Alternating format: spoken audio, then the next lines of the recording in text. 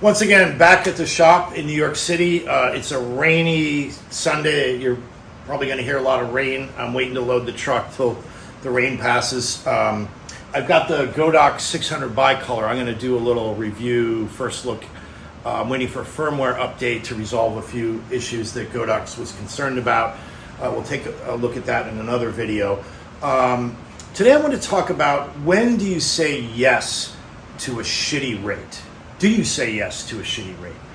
Now I think, as a young person starting out, when you're, starting out as an electric or a grip, you want to say yes to almost everything, right? You want to get the contacts, meet people, you want to get yourself out there, you want to improve your skill set. And then at a certain point, you're going to establish some sort of base minimum for yourself. And then that's going to keep climbing till you get to the regular rate structure, right? But as someone that's been around doing this for 25 plus years, and as an owner op, it's a tricky scenario. When do I say yes to a shitty rate job? And I've certainly said yes and regretted it. But I can tell you there have been more times where I've said yes, and that's proven to be incredibly invaluable.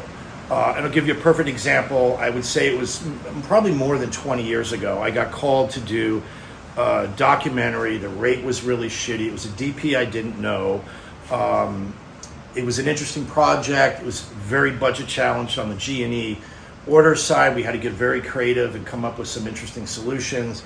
The job went great. The DP and I got along fantastic. And 20 years later, more than 20 years later, that DP is still calling me when he comes to town. Now, I might not see him for a year or two, but reliably, every time he comes to town, I get the call. And I've gotten 20 years of work out of saying yes to that one shitty rate job. And I can tell you that's not an isolated incident. There have been many examples of the times I've said yes to a shitty rate job. And it's usually because I want to have an opportunity to work with a new DP. Maybe I can establish a connection with him or her, and maybe we'll go on to do more work. And the DP's not the one hiring me.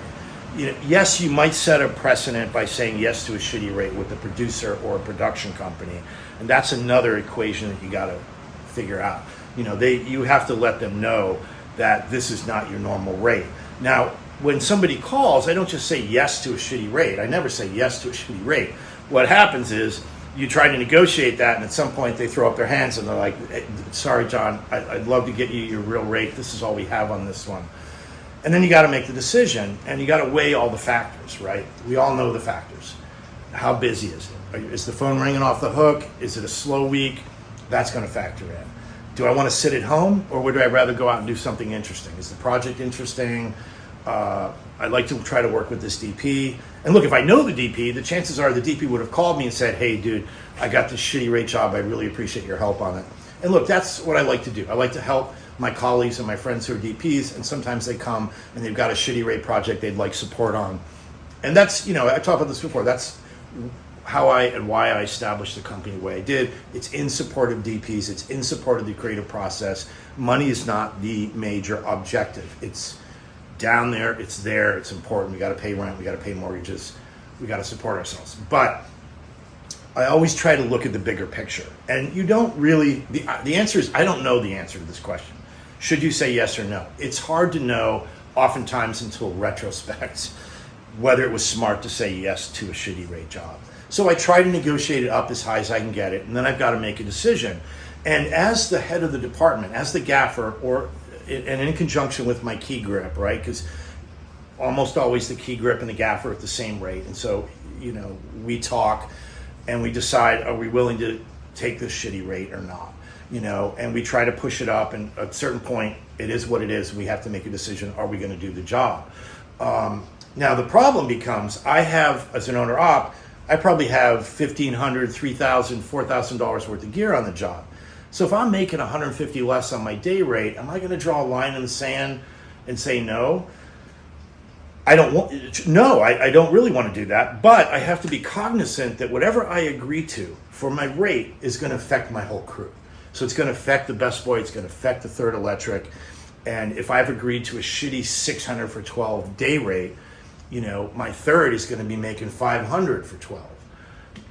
That's not the going rate in New York City. right? And look, if you're an indie feature guy, you're used to crappy rates on indie features, right? You're used to Keys making 350 for 12 on a $2 million indie feature.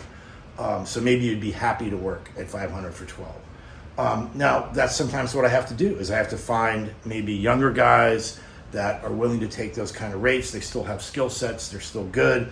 Not everybody's going to say yes to that. And I generally try to avoid rates that are that low.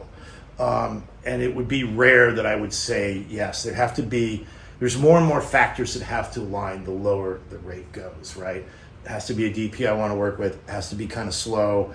I have to have a bit of gear on the job, all these things. So it's impossible sometimes to know in advance whether this is going to pay off.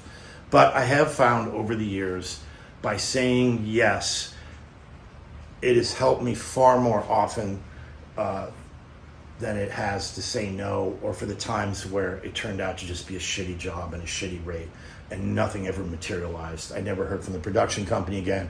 I never heard from the DP again. That's going to happen, right?